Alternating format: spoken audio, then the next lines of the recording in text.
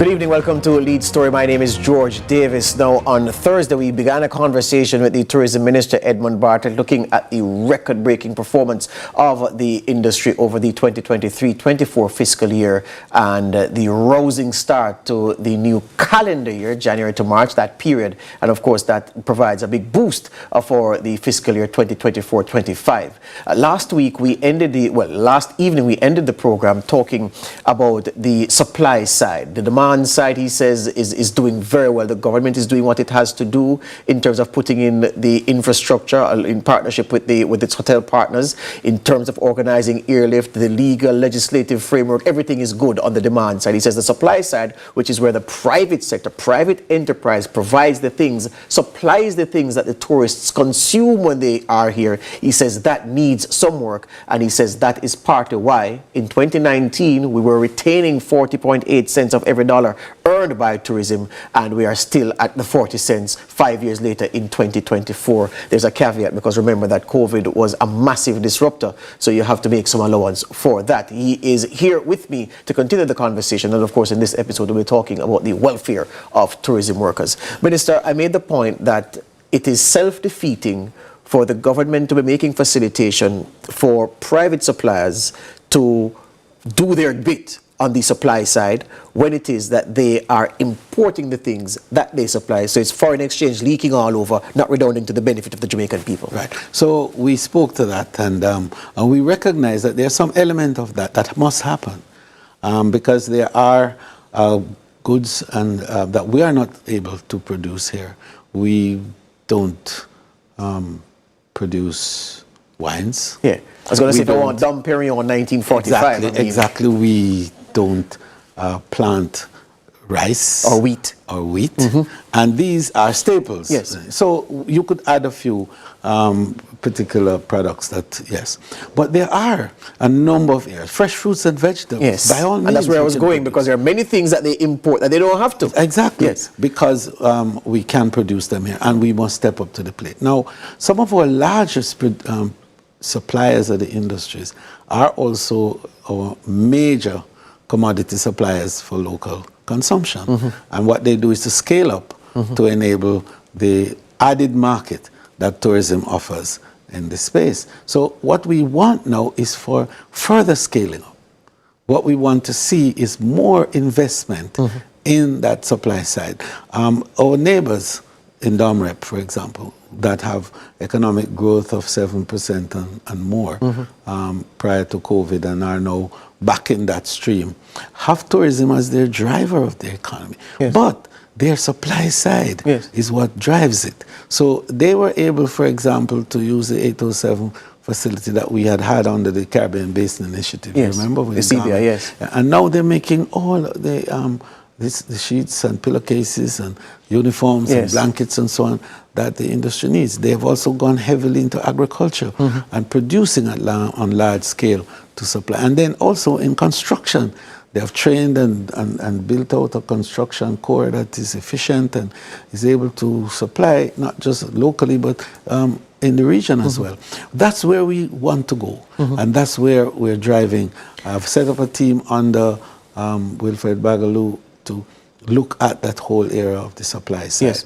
The good work has been done, and we now are ready to establish the team that is to drive this. Now, there are a number of architectural arrangements that have to now come together to enable this. We're trying to get the supply logistics center to be focused and to be placed in the economic zone so that the necessary fiscal arrangement can apply. And then to look at not just producing now large-scale commodities, but also to train and develop human capital to satisfy that requirement of the market, and then to be able to provide nearshoring in all of these areas, because the entire region is now our oyster. But let me ask you this. I heard you mention Domrep, and I was going to go there because I'm saying I see people going to parts of Domrep just because. And you have videos of that people post of them going to Domrep, just walking through the town, doing nothing special, music playing in the background, people running around on a beach somewhere. Those videos get hundreds of thousands, million views on YouTube, and people are in the comments, I want to be a part of this experience. And I'm watching it like, okay, what do they have that we don't have? Where is the equivalent in Jamaica? Is this something organic, or is it something that the state through the tourism ministry has engineered to bring these kind of living almost like a sybarite life, just carefree, just wanting to be a part of the Domrep experience? Do we have the benefit of that kind of thing here in Jamaica? Our experience is uniquely different. Jamaica has, in fact... The women don't look better than ours. The beach don't look better than the beaches don't look better than ours. Jamaica has more attractions, meaning more things for visitors to do when they come here than the entire English-speaking Caribbean combined. But it's a Spanish-speaking...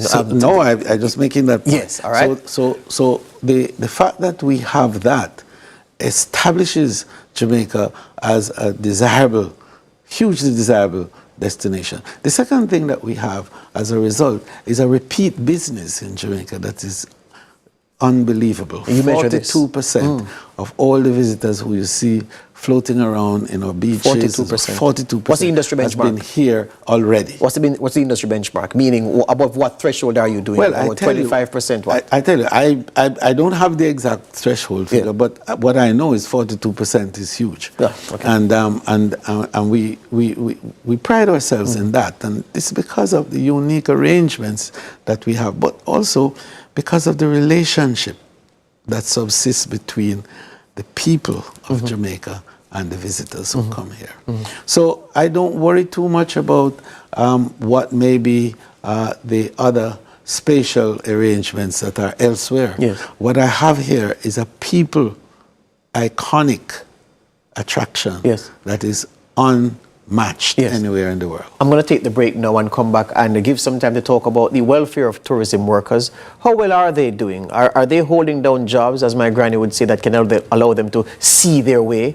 Does the industry hold a future for tourism? Does somebody go into the industry and look at the health of the industry, the rate that they are remunerated, and think that I can make it and feed my family if I continue in this industry? I'm going to ask the minister how he can make this dream, if it is a dream, come true for so many.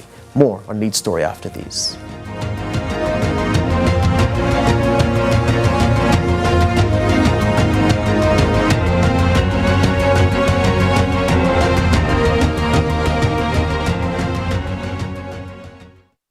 Look who we have in the cut. No, today episode I got nice. Legends, Senator, My long-time brethren. the great, all-star, The king. and the man himself. Salute. You know, as man, we're not too go as specialists. And that's the pinnacle of the problem. We want some new era. Do what you love and you never work a day in your life. You lie. You work till a week. It was pandemonium. Country people can relate to me, I talk about. What you think about me no matter, you know. What matter to me is what me think about myself. Man United, I don't care what man want to say. You know, man. Yeah, man. You know, man. You finished? Yes, we finished. Now I'm where I wanna be.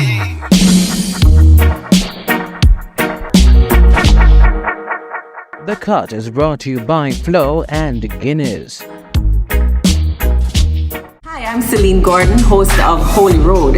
Hey everybody, what's up? It's your boy John Mark Wigan, host on the show Holy Road. Listen, people need to know what's happening in the churches and in ministry in all of Jamaica. It's an absolute blessing. We're really excited to share this. Tune in to CVM. See it happen.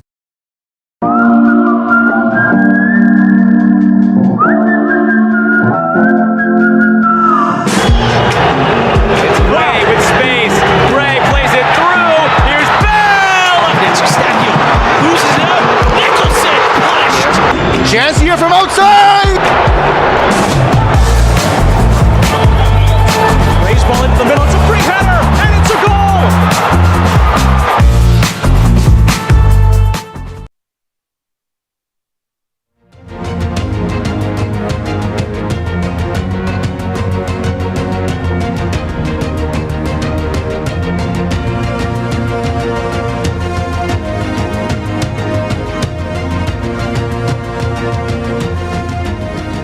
Tourism workers have long felt that they have been left out, even as the industry across administrations and over time has seen steady growth. Jamaica, of course, is known for its tourism industry, especially what it offers to visitors. But those who make the visitors comfortable and contribute to the 42% repeat business rate that the minister just spoke about, some of them believe that, you know, their welfare is not being attended to. But before now, there didn't exist a tourism pension fund. There does exist one now. Before now, there didn't exist housing for tourism workers or talk about planned housing complexes for them. They exist now. But is this enough? And I ask you, Minister, the earnings in the tourism sector, are they healthy enough relative to what the industry generates for the tourism worker to consider a future as a significant part in this booming industry? Well, first of all, I think we have to look at the current labor market arrangements, which are driven essentially by casual labor, and tourism was a seasonal activity. Yes. And so you work for 6 months during the winter and all that, and then you go home and you're called again if you're lucky. Well, that has changed, and it has changed dramatically, especially from, I think, 2010 onward. It has changed, and since 2016, certainly there's no more seasonality. Yes.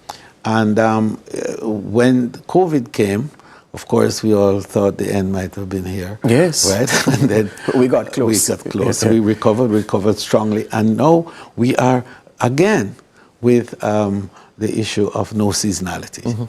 So what has to happen, and we saw that early, as I told you, from 2017, we established the Jamaica Center for Tourism Innovation.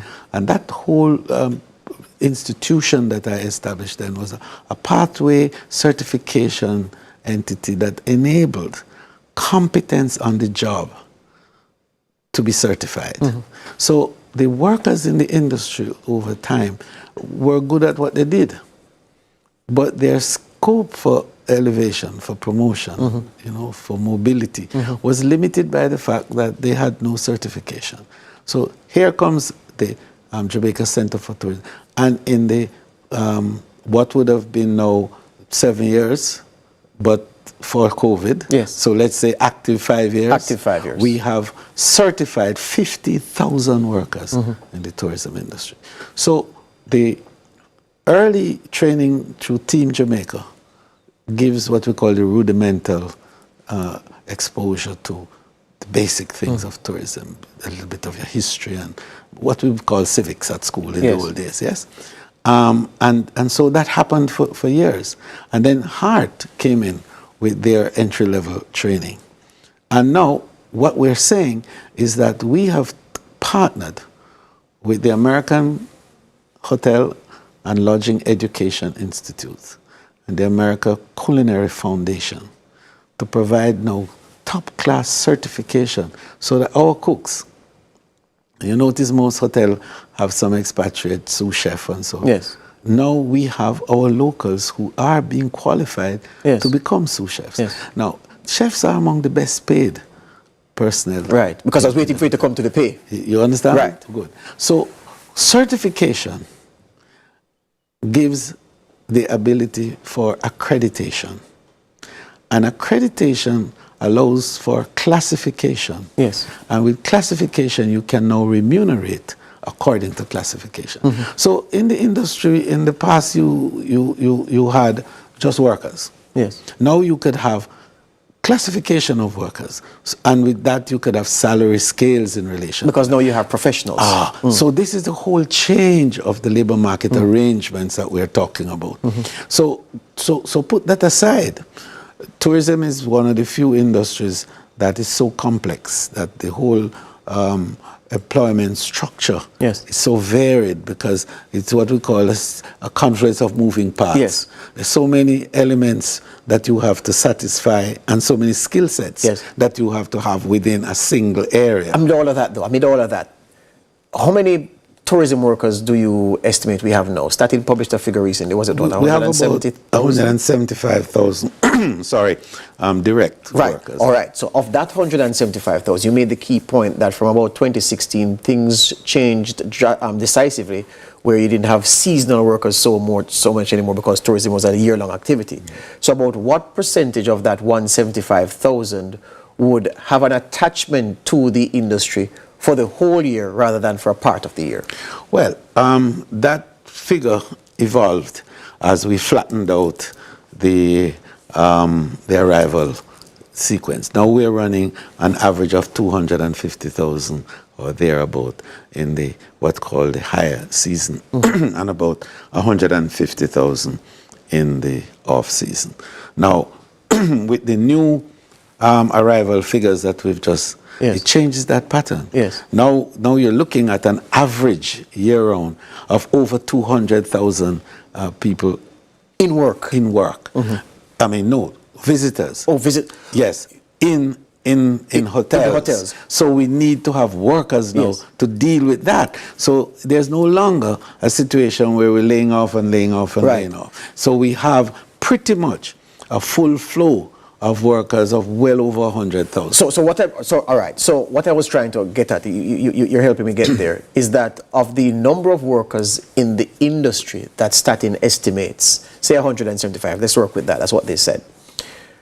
Based on the nature of the industry and when you have peak visitor arrival versus the flat spots that I spoke about earlier, you're saying that about, 150,000 tourism workers remain in work over the course of the year, about that? No, I would say somewhere in that region of workers who would be now constantly there, because we have larger hotels, much larger hotels, with requirements now for some hotels have 2,000 to 3,000 workers all told, because they are carrying volumes that are huge and occupancy that are 85%. Remains high year-round. Exactly. But overwhelmingly though,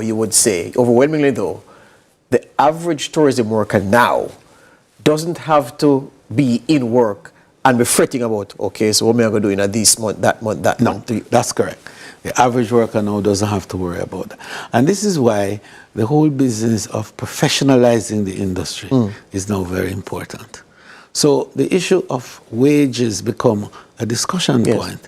And the notion of low wage as have been characterizing the industry is now going to give way over time as the professionalization of the industry sets in. So you would say low wages in tourism was institutionalized for many decades, but the picture is beginning to change, or has changed? The picture is beginning to change. I can't say it fully has changed, because this is a time-related matter. And as the industry expands, and then the skill sets that are now going to be required for tourism in the future is going to change also.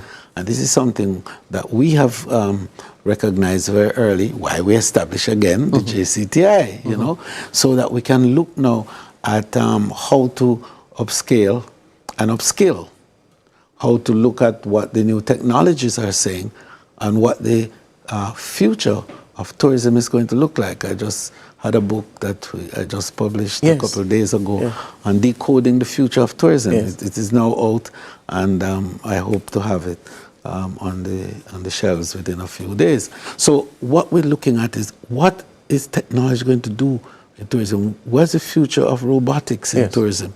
What's the future of virtualization and digitization in the experiential tourism of the future? So these are now going to require a new skill set. And we have to train and retrain to be ready for the workers. Hear you on that. This is Lead Story here on CVM TV. Our final break comes up now. After the break, we'll engage the tourism minister on the future for the industry. He's gone there when talking about what the future will look like in terms of the technology and how it is infused in the industry. But we're looking at the numbers that we have now and the projections for more, while at the same time being environmentally and ecologically sustainable.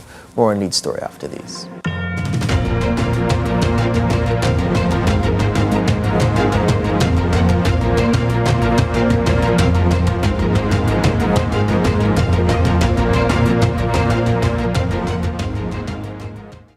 Hi, I'm Wayne. And I'm Tammy. And we are the Mitchells. You can watch Meet the Mitchells right here on CVM TV every Wednesday at 8 p.m. Yes, you guys don't want to miss it. We will be having new episodes every week, so definitely follow along with our family. Meet the Mitchell family. Good morning, good morning, good morning. You're the sugar to my tea. Meet the Mitchell family. It's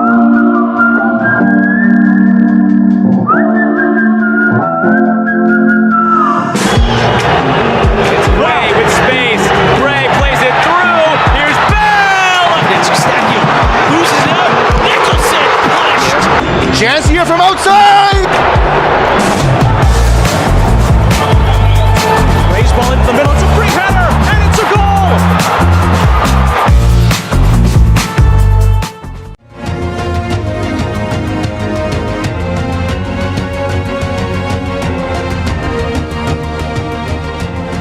Welcome back to Lead Story here on CVM TV, our final segment with the Tourism Minister, Edmund Bartlett. So the future and the environment, concerns have been raised about the scale of tourism development in Jamaica, especially on the coastline, the resort areas, obviously nearer to the beach.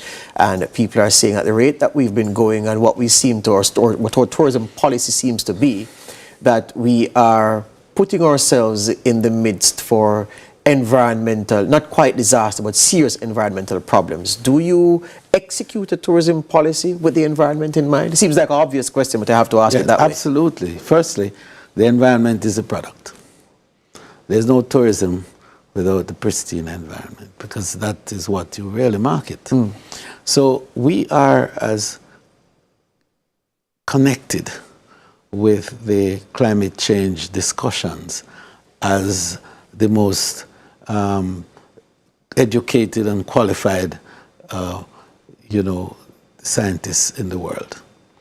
I spend a lot of time with this. I do a lot of work, and perhaps I could say with a little pride that Jamaica is well positioned in the thought leadership arena where sustainability discussions are concerned. And the government of Jamaica is very mindful of the importance of the ecological balance and the environmental sustainability that must be had. So NEPA plays a huge role in monitoring and ensuring that the requirements for building any structure whatsoever meets the highest environmental standards. So I have no fear in terms of this. And plus, we have civil society that's with very strong... Yes, and I'm happy you raised the point of civil society, because civil society will tell you that NEPA, NEPA's record is dodgy. And let me put it square to you. I think NEPA has done a reasonably good job. I should be sympathetic to my work with them, but I just have to call it as I saw it, as I see it. To be honest with you, I know, because I know the difficulty we go through when trying to get approvals. Exactly. Yes. But here's the thing. In an economy like Jamaica's, where it's all about jobs and growth and development, those are the things that governments are traditionally marked by. How many jobs you create, how much growth in GDP at the end of the fiscal year, and the development of the country at pace. Growth and development, two different things, but accompanying things.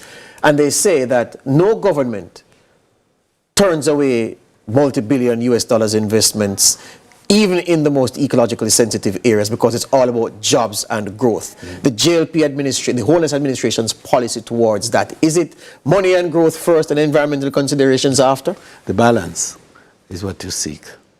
And I think that we have turned away already, I can tell you that, several really strong investment possibilities because they do not meet the environmental standards. This administration? This administration has turned away potential investment? Absolutely. Because it was environmentally damaging? Because it was... Potentially? Potentially. And there was not the scientific remedy for it that was available.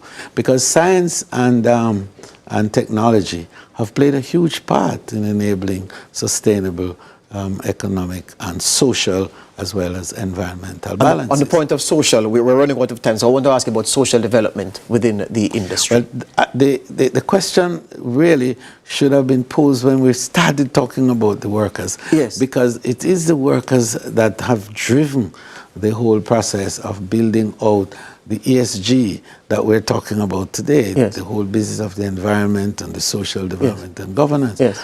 And we have worked hard to drive a social ecology and a whole ecosystem around the labor market in Jamaica for all tourism workers. We, through the Tourism Enhancement Fund, has spent billions on community development around tourism areas. 30 seconds to make the point. Yes. We currently are doing 385 families, improving roads, water supply. For tourism work, families of tourism workers.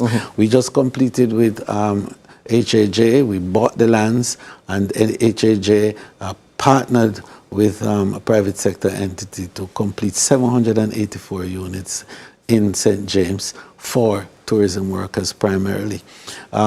We're currently looking at another development also in St. James for tourism workers, 1,200 houses there. And now the Prime Minister, but before I go there, we have now made it a condition of investment overall for the future, that all our mega investors must have a housing component for the workers of the industry. I have to leave it there. We're out of time. There's just enough time for me to say, if a tourism minister in Jamaica is doing badly, it means the economy has gone to the dogs. Thankfully, our tourism minister has done well. Our tourism industry has done well.